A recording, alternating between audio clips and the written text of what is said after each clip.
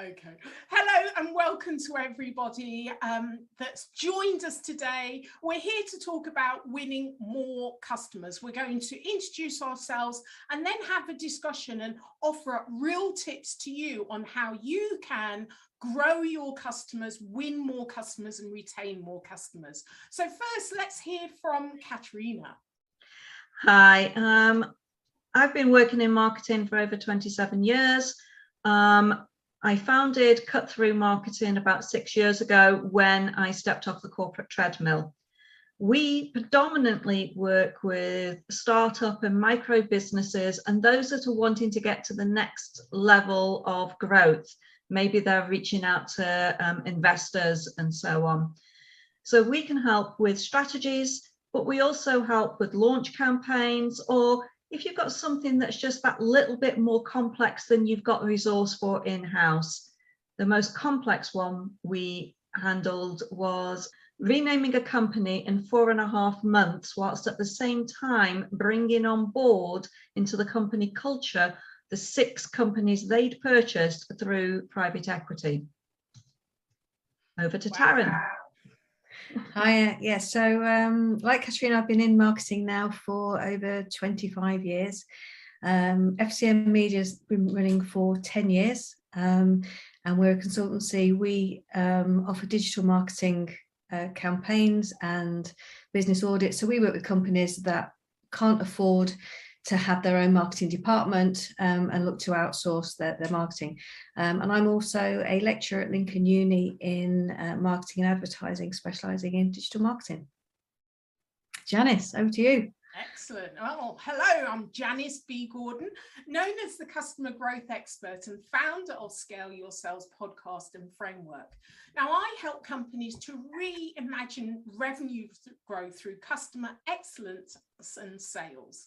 Now, I have over 25 years experience in business growth, sales, customer experience and leadership to help unleash potential and accelerate revenue growth by investing in customer alignments and buyer engagement in sales.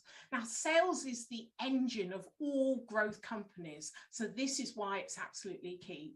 I'm listed as the top 50 thought leader and influencer in customer experience, one of 150 women B2B thought leaders that you should follow, and LinkedIn Sales 15 innovative sales influencer to follow in 2021. I'm a consultant, international speaker, facilitator and educator, and author of Business Evolution, Creating Growth in a Rapidly Changing World, and recently published with other sales leaders, Heels to Deals, How Women Are Dominating B2B Sales.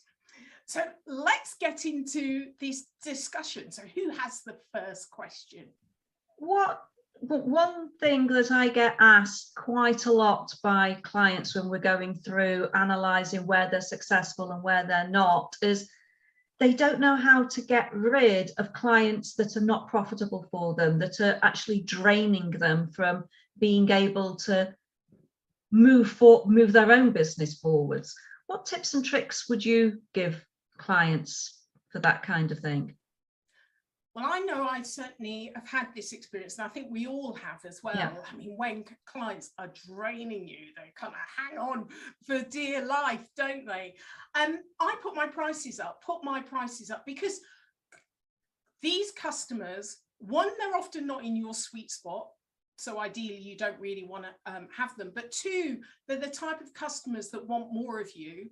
And generally, if you put your price up high enough, then that moves them on somewhere else. But they're costing you so much money. It's not just physically costing you, but mentally costing you so much in time that you can't dedicate to other customers.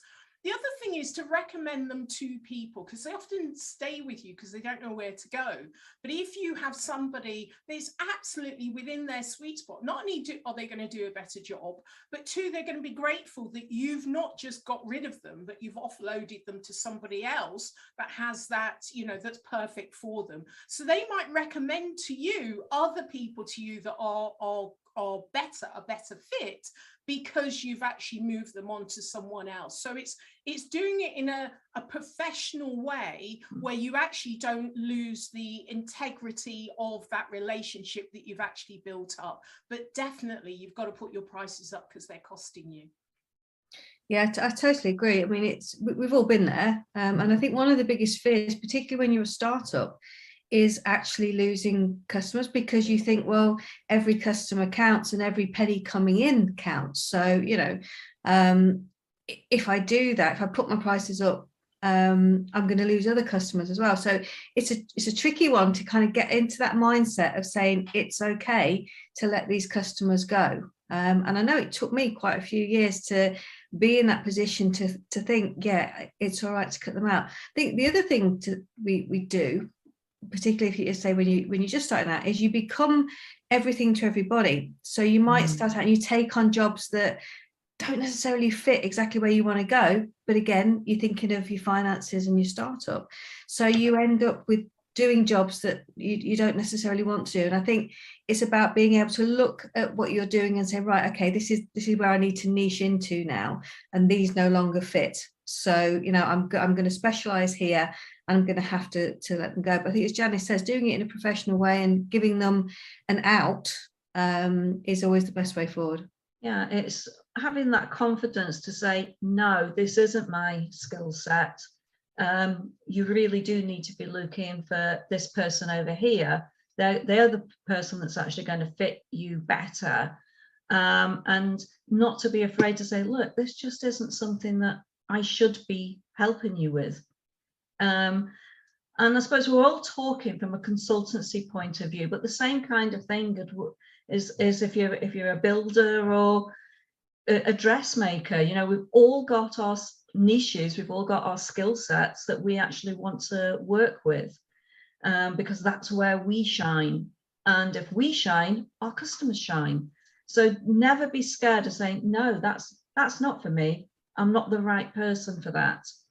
It does impact on the bank balance a little bit, but it also means that that you're trusted better by the people that are approaching you.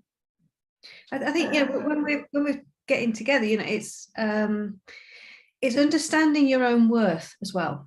And I think particularly when you're a new business, you don't have that. You don't have that confidence of knowing exactly what your worth is, unless you've been in industry for many, many years and you've built up a reputation. When you're first starting out, you've got to create that credibility, and knowing yourself that, well, hang on a minute, my time is actually worth X. And all the time I'm giving it to a client that is draining me, isn't knowing my own value. And I'm probably guilty of this as anybody, of just kind of doing too much and not being able to say, no, that's got to stop. There's so much of our mental attitude and our energy that's involved in our business. And if we're approaching something, as you both said, and you feel it's draining you, it's so hard being in business on your own, as many kind of micro business owners are. They don't have anyone to offload, but the fact is your clients can offload on you. So I think you've got to have strategies that allow you to have that peace of mind, allow you to re-energize, allow yourself to actually switch off. You might just have a difficult project. It's not necessarily a difficult client.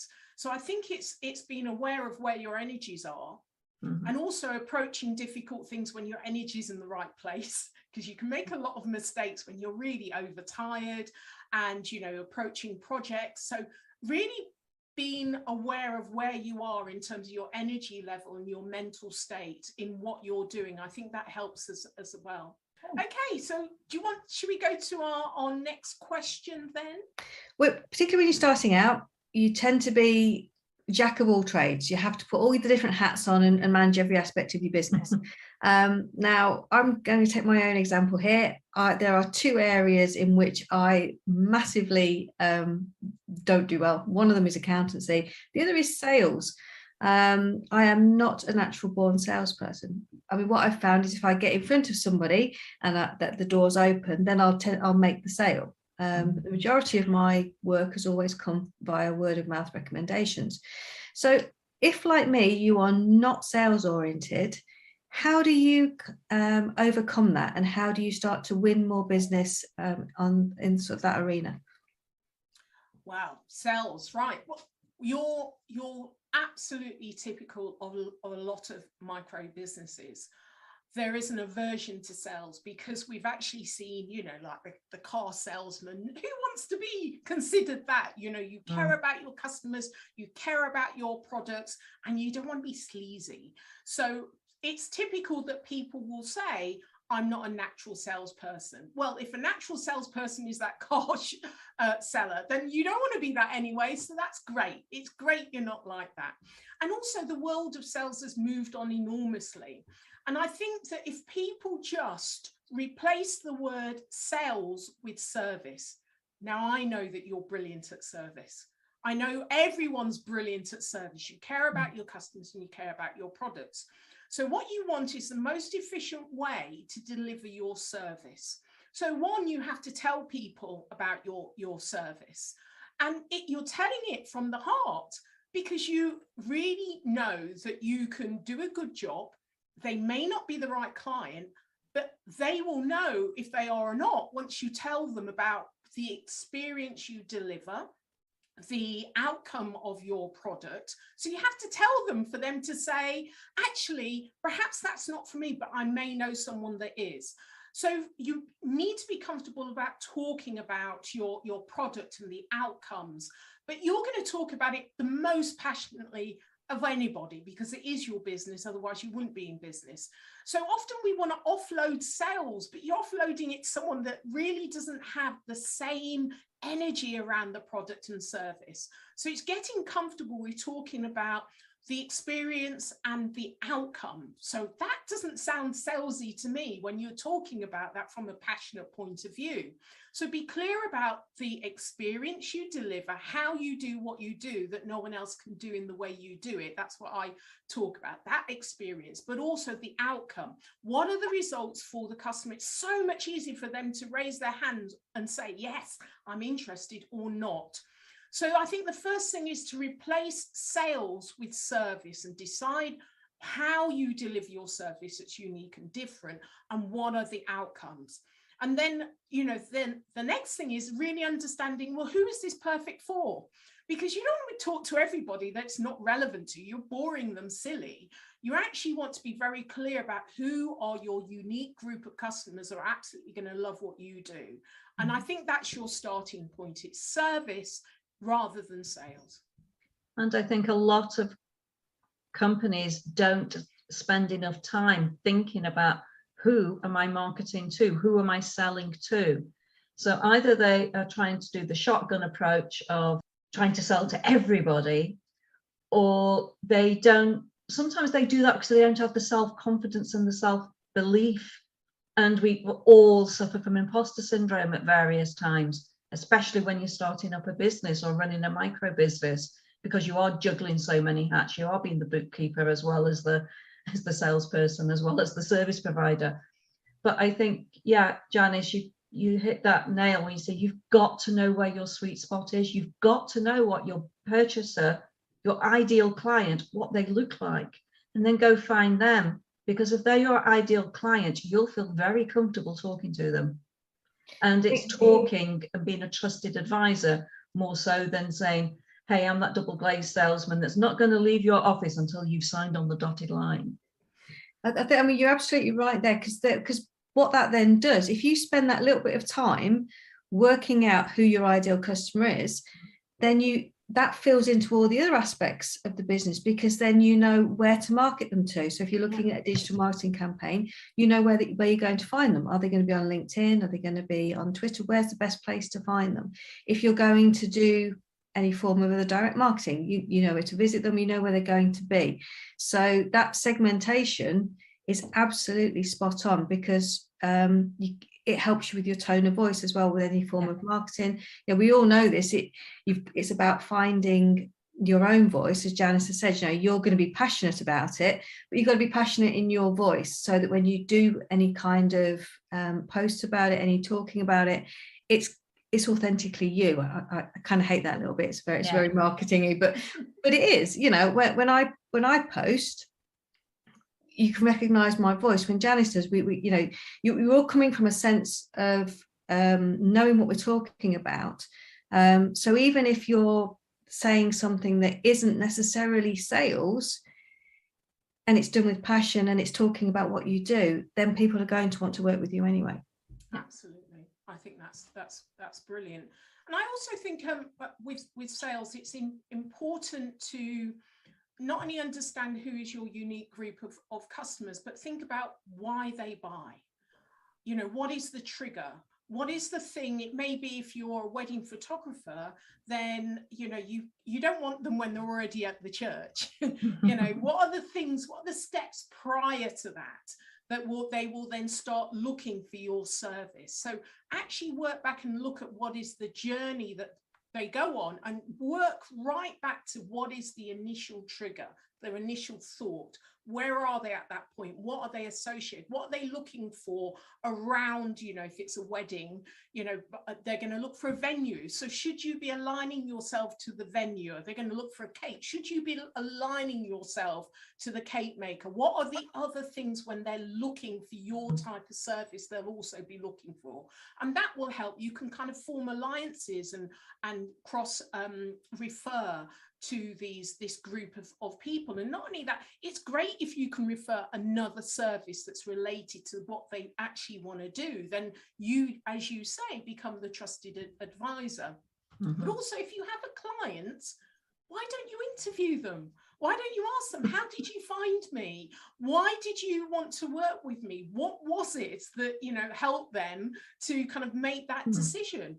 And, you know, if it's a great client as well, then you've also got to think about how you're going to get referrals from them as well. You know, how are you going to train them to think about, I can refer this person on? Because often customers don't know that they can do that because you've never spoken to them about that.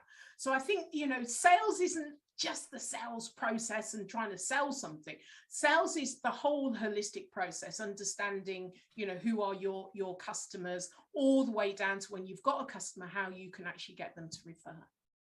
Okay, so I've got a question, and it's around, we've all coming out of the pandemic, and many businesses have excelled, many businesses have really struggled. And there's one thing that's certain, that our buyers, in the way that they buy, we've been forced to buy, it's gone down the digital route, and I know that both of you have got a lot to say on this. But also there's lots of changes in the way that our buyers will buy. So what I'd like to know is, what is the changes that the pandemic has accelerated, and how can we win and keep new customers? What do we need to do that's different? I think with the start of the pandemic, I'll put my hand up, I lost 90% of my revenue the day the first lockdown was announced. And one of my clients is still not back up and running because they work in the automotive space, and the automotive space is not back up and running to full strength yet. So I think it forced companies to be a lot more flexible, not just about where we work, but yeah, we're doing this over Zoom instead of meeting up in a room together with a video camera. People are now more accepting of a hybrid way of working, and with people that are that little bit further away than they would normally work with people.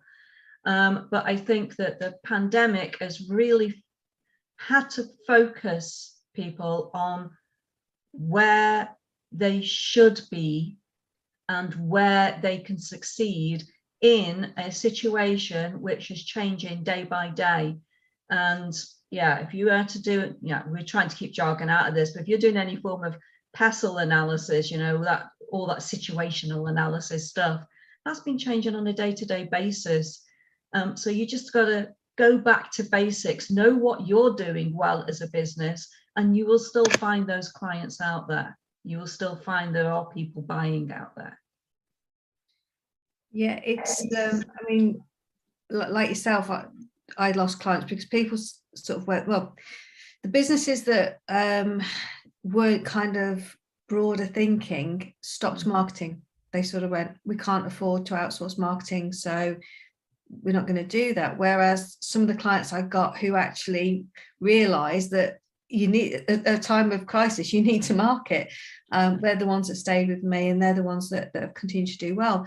And I think it was, for me, it was the embracing digital. It was actually understanding that, okay, we can work differently. So if you're able to be more flexible, if you're able to accommodate your clients however they want to work and however they best work, that's certainly going to help the business to continue and to grow. But also understanding that you have to embrace digital now, whether that's your marketing, whether it's your communication. You know, you've got to be there and be heard, because so many companies are competing against you. But also there were so many new startups. It was fantastic. And watching the way people kind of went, okay, this is how I do business at the moment. How am I going to get around that? The farm shops and things on like Facebook, the amount of Facebook pages I suddenly saw pop up with local farm shops saying, right, okay, you can come, open your boot and we'll put shopping in it, and then you can drive off. That kind of really quick thinking and understanding how to manage a changing marketplace was brilliant. And I think that's what we'll probably see a lot more of. And I think the micro businesses actually proved that they were a lot more flexible and speedy at adapting to the situation than the larger, medium and corporate clients ever could be. So I think that's why we saw so many new businesses come on board. And I think it was an exciting time. No, that's not necessarily the right word. I do know people that didn't make it through the pandemic, both in business terms and also in, I've known people that passed away with the pandemic. But from a business point of view, it actually gave a proverbial kick up the bum to so many clients, so many companies of, why are we doing things the way we've always done them? Yeah. I think that's a great point. You know, there have been so many companies that have started in the pandemic, and it is exciting in that the way that they start and grow is going to be relevant to the way we do business, not only now but going forward. Mm-hmm. Whereas the pre-pandemic businesses have had to, you know, adapt and change, and that's painful. That's really painful. If you've invested in certain systems and processes, you're going to have to forego all of that and start all over again. So there are certain advantages to new businesses starting up. They're used to the way that customers want to buy, and a lot of that is digital. In the kind of B2B space, you know, they've all had to go on to digital, and they're following B2C. And I often say to the businesses I work with, you've just got to look to what's happening in B2C, forget about your B2B and, you know, the kind of corporate mindset that you often have as small businesses. Why? I don't know, but they do seem to think they need to act in a certain way just because they're selling to other businesses. But B2C has been dominant on digital and dominant in terms of creating a community and using content. And if B2B kind of followed that lead, it's not like it's a shot in the dark. They've actually got an example of what they need to do. They need to be more personable with their customers. And even if their customers is a business customer, there are individuals within there that they need to build relationships with. And the language that we use now post-pandemic is more casual. It's shorter form language. It's no longer corporate. We've seen on Zoom, we've seen, you know, quite senior people that are in casual wear in their kitchens. So we're seeing into their homes. We're seeing their children. This is why corporate doesn't really sell. And I think it's a great point that micro businesses have a real advantage in that they're more adaptable. They don't have so much legacy systems that they have to deal with and lots of personnel. So I think it's really great if if the mindset is in the right place and you're going to constantly survey your customers and adapt and, you know, repurpose your content and try things and see how it goes, then I think micro businesses will continue to have the advantage. I think that is right. We already make up the huge section of the economy anyway. 96.9 it used to be pre-pandemic. It's probably gone up even higher now. And so we really should know. And it is, earlier on you said about having alliances. We can stay those dynamic micro businesses because we can build alliances. If I have somebody approach me about PR, I know who my go-to people are. Same with graphic design. You don't, as a micro business, you don't have to be all things to all people. And I think the pandemic proved that. And you only have to look at how Freelance Heroes grew, for example, during that time. Yeah, I mean, I work so closely with a lot of freelancers, and it, you know, being able to support them and being able to support other micro businesses is absolutely brilliant. And knowing that you've got that trust relationship with them as well, you know, I would recommend anybody start to build those relationships as they move forward, because not only that, it helps you when you do start to grow. Because I mean, that's what's one of the other things. When we're starting out, we suddenly hit that chicken and egg situation of, I really want to grow, but actually I don't have the staff to help me grow, and I don't have the clients to fully pay for me to bring in the staff for me to, how do I get around that? So, you know, that using freelancers for me is one of the ways I get over that. What about you guys? What do you think? Yeah, the same. I outsource, and I also have an associate. Some associates are on my website. So depending on the projects that I do, the bigger projects, I will pull in other expertise that will come under my banner. They're all freelancers or running their own businesses, but they're part of the associates. And that's one way. Often micro businesses feel that they can't go for the bigger contracts because they're a micro business, but actually you know, having those alliances, having those associates that you work with, depending on the projects, that allows you to be more flexible and adaptable, because you can just pull in the right expertise for the project without actually having a large payroll. Yeah, and that's exactly what I do as well. And because I'm working with a lot of startups, a lot of micro businesses, what I tend to do is say, look, I need to outsource X, Y, Z. But don't worry, I'm not a London agency that's going to add a flat 10% on anything they invoice me. I'll show you the invoices. I'll just pass it straight through to you. It's just that I'll coordinate it because I know who's going to deliver the best for you. And that, I think, gives a lot of flexibility, and it gives a lot of power as well, that you don't have to have everything in-house, as we said earlier. It's quite a worry, isn't it? If you're thinking you've got to suddenly have a whole staff of people and you've got wages to pay, holidays to sort out, tax, all of those things.